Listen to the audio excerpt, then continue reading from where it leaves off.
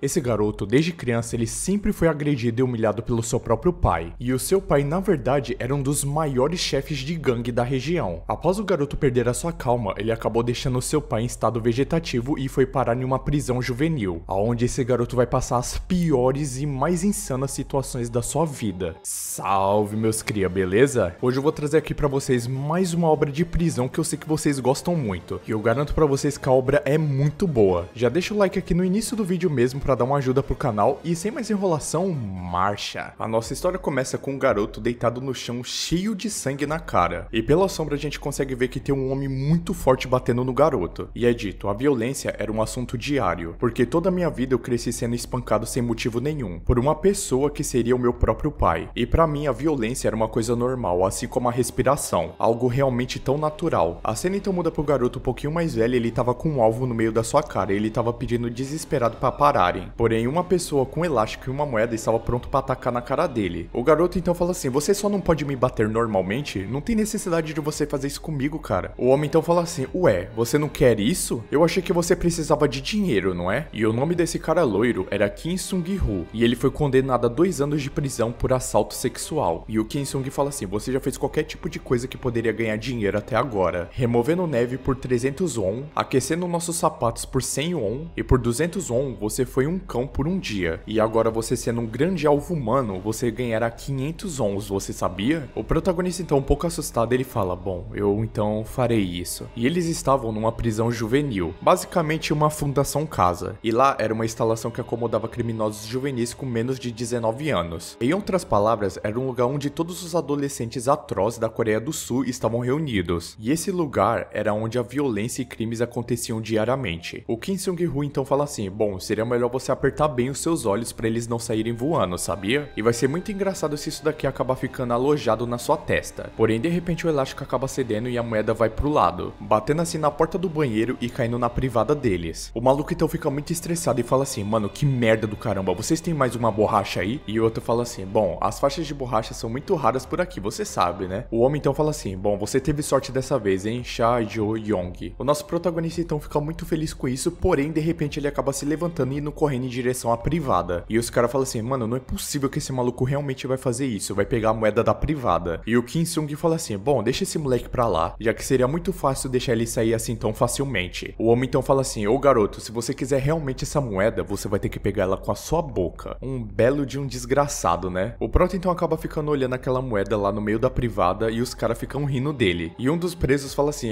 você não sabe, né, mas alguém teve uma diarreia enorme aí ontem. E sem pensar 2 vezes, meus amigos, o prota coloca a cara dele na privada. Mano, que nojo, velho. Um dos prisioneiros então fala assim, chefe, não é hora do hack agora? E o cara fala, nossa, mas já? Ei, garoto, é melhor você sair daí lentamente, já que você tá cheirando a merda, entendeu? E assim todos os outros presos estavam rindo da cara do nosso protagonista. Os presos então estavam comentando que o garoto Yong, ele era muito idiota, já que ele ficou assim em apenas 1 mês. E mesmo que ele não tenha dinheiro, eu acho que ele já desistiu de ser humano. E isso é o que os presos estavam sentindo. Porém, um dos presos fala assim, bom, ele está aqui na verdade por tentativa de assassinato também. Então é dito, Cha Jo-yong, tentativa de assassinato, condenado a 3 anos de prisão. O chefe então fala assim, bom, assassinato não é nada comparado a ganhar dinheiro. E os presos falam assim, ué, mas por que esse cara seria tão obcecado assim por dinheiro? Será que ele tem algum tipo de dívida ou algo assim? De repente então na sala do nosso prota aparece um policial. E ele fala, número 7199, Cha Jo-yong, vem até aqui, você tem um visitante. O prota então acaba olhando pra trás e falando, um visitante? E ele fala, a razão pela qual eu estou juntando dinheiro é porque... E bem nessa hora ele é interrompido, já que a cena muda para uma garota de cabelo curto e cachecol vermelho, parecendo a Mikasa de Attack on Titan. Ela então fala, o que há com você? Por que seu rosto está assim tão fino? Esses idiotas não estão alimentando você na prisão? Ou será que você está sendo espancado aqui na prisão? E essa pessoa se chamava Dai-Yun, e era uma amiga de infância do nosso prota. E ela fala, você é realmente um idiota. Eu já te falei que a primeira impressão é muito importante. Eu não disse pra você enfiar alguma coisa no olho de alguém logo de início? E essa era a única pessoa que ia visitar o prota. E ele fala, bom, de qualquer forma, por que você está me visitando com tanta frequência assim? Não há necessidade de desperdiçar dinheiro assim. Ela então se levanta muito irritada e fala assim, ué, você tá achando que eu sou um tipo de mendigo ou algo assim? Me diga o que há com essas moedas. E de onde você comprou isso para enviá-los pra mim? E mesmo que eu não tenha nenhum tipo de pai, isso não significa que eu estou aceitando dinheiro suspeito, sabe? O prota então fala assim, ei, mas por que você trouxe isso daqui de volta? Ela então fala, isso tudo é por causa da nossa nossa promessa, não é? A nossa promessa de vivermos juntos em Seul, assim que nos formássemos no ensino médio. E eu já preparei o dinheiro com meus próprios termos. Então é só cuidar do seu corpo agora. De repente, então, enquanto eles estavam conversando, um guarda acaba aparecendo e fala assim: bom, o horário de visita já acabou. Ela então se levanta e fala assim: eu espero que você me entenda. Você me entende, né? Tudo que você precisa pensar é ser libertado daqui o mais rápido possível. E nunca atraia você mesmo. Isso é uma promessa, certo? O Prota então só consegue acenar se despedindo dela. Mas quanto mais ela vai se distanciando, mais o Prota vai ficando depressivo. E ele só consegue pensar nas promessas que ele fez. A cena então muda para o Prota e a garota sentado numa espécie de hospital. E o Prota fala assim: bom, o meu pai, não por causa dessa escuma, ele acabou,